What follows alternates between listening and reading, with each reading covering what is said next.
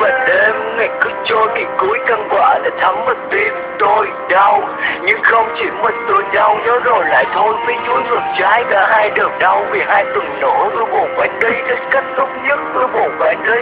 Đi thật xa đi cho người ta. Đau thật đau một lần rồi thôi, chứ không phải đau nữa đau như tôi. Đừng trách số phận đó nghiệt ngã. Hãy chết vì anh hay lòng đổi dạ. Sống với tha chỉ một lúc rồi tay tiếng dài một khúc làm sao để biến quá khứ thành hiện tại. Để bước tiếp trên con đường lờ lợm để trong gai dù thời gian mãi chạy không có chờ đợi một ai đâu.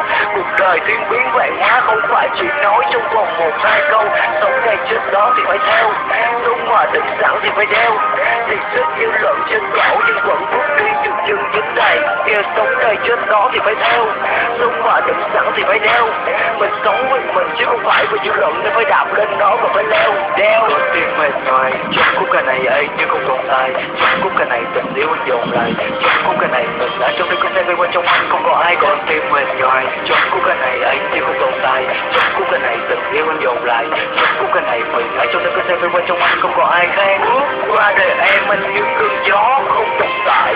Anh bước qua ngày mai thì anh không có đang tồn tại. Bài ca không có cần nên nó trong lòng nên nó vô hồn tại. Tiếng sống vang danh nhưng 99% chứ toàn là đồn đại. Bao nhiêu đêm trôi qua như một làn mây, trên thời gian hãy dừng lại chỉ một vài giây để tôi nhìn để tôi thấy con tôi lỗi tôi đã gây. Để bây giờ phải sống với kết quả này. Chỉ được sống với rồi tầm chửi kìa. Thấy chơi tầm tắt ơi được cho